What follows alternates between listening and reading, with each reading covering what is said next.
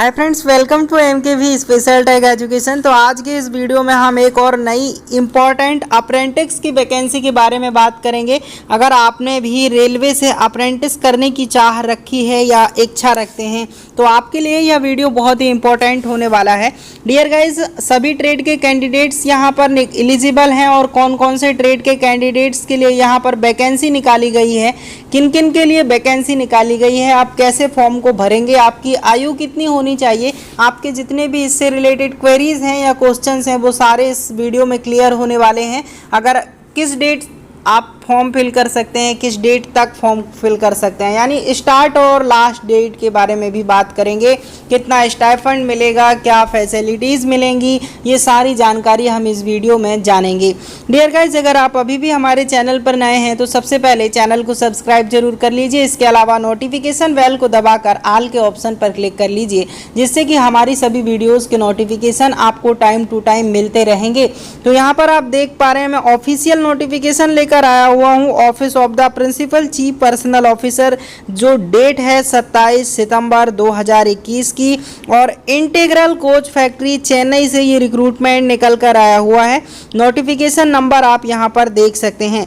मैं आपको बता दूं कि यह अप्रेंटिस की वैकेंसी है, यानी 1 ईयर की ट्रेनिंग यहाँ पर आपको दी जाने वाली है, जिसकी opening date of online application है 27 सितंबर 2021 से। इसकी लिंक एक्टिवेट कर दी गई है, यानी 27 सितंबर 2021 से आप फॉर्म को फिल कर सकते हैं।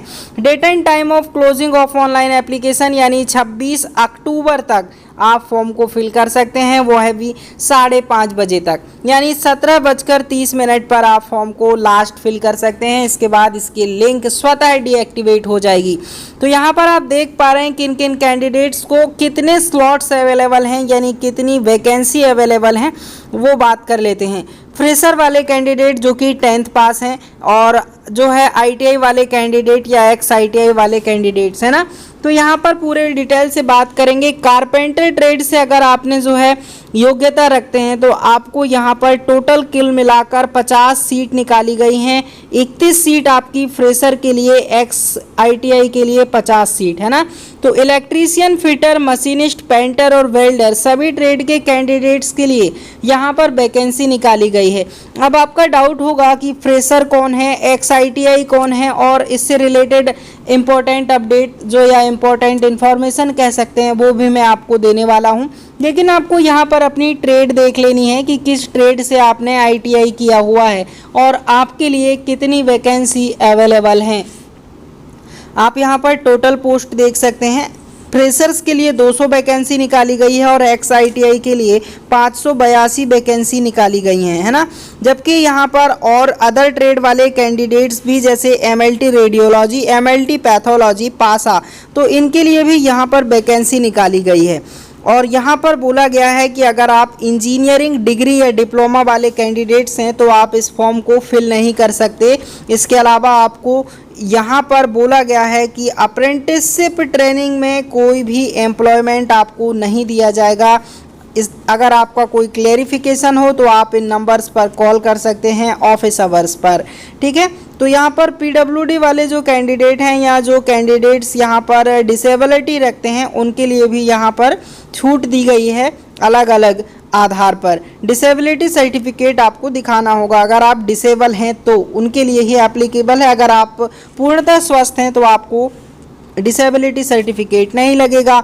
एलिजिबिलिटी कंडीशंस की बात करेंगे तो 15 से 24 वर्ष के बीच में आपकी आयु होनी चाहिए। इसके अलावा 3 इयर्स की आपको छूट दी जाएगी अगर आप ओबीसी के कैंडिडेट हैं, 5 इयर्स की छूट दी जाएगी अगर आप एससी और एसटी के कैंडिडेट हैं, और 10 इयर्स की छूट दी जाएगी अगर आप बेंचमार्क डिसेबिलिटीज़ यानी पीडब्ल्यूबीडी में आते हैं। तो यहाँ पर कौन कौन से क्वालिफिकेशंस आपके पास होने चाहिए ये देख लेते हैं।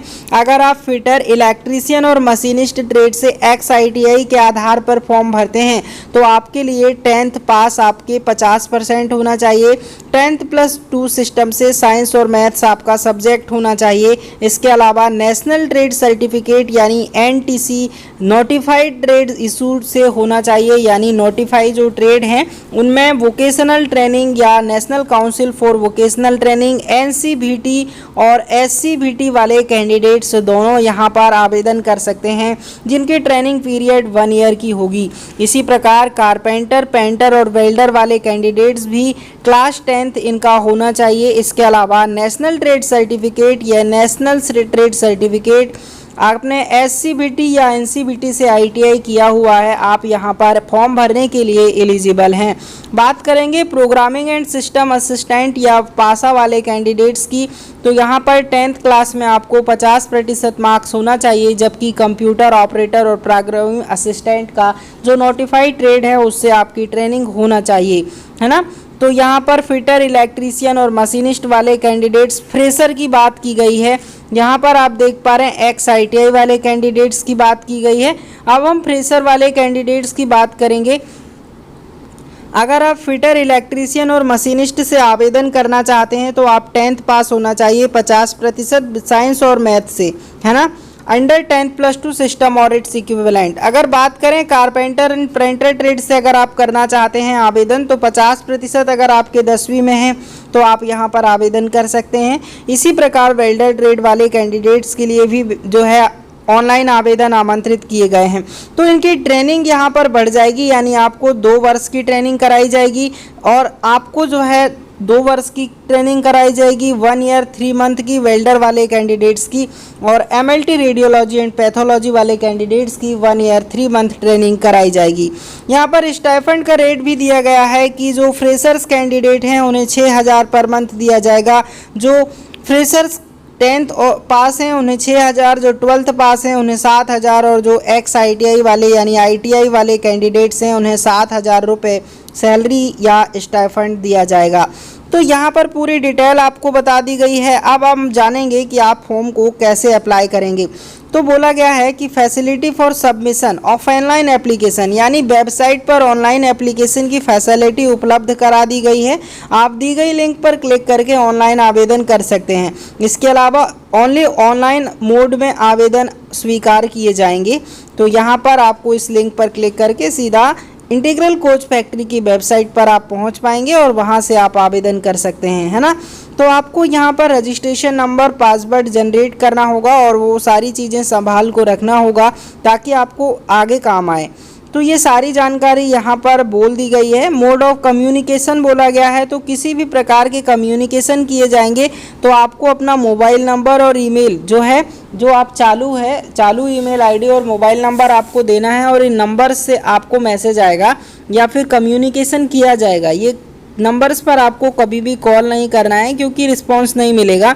अगर आपकी कोई क्वेरीज है तो आप हमें जो है इन्हें ईमेल कर सकते हैं, ईमेल आईडी भी दे दी गई है। मोड ऑफ एंगेजमेंट की बात की गई है, तो यहाँ पर आपकी जो मेरिट लिस्ट है वो आपके 10वीं के अंकों के आधार पर जो क्वालिफिकेशन आपका है वो उसके आधार पे बनेगी, यानी जिस बेस पे आप फॉर्म को फिल कर रहे हैं, है ना। तो यहाँ पर सारी जानकारी हमने दे दिया है।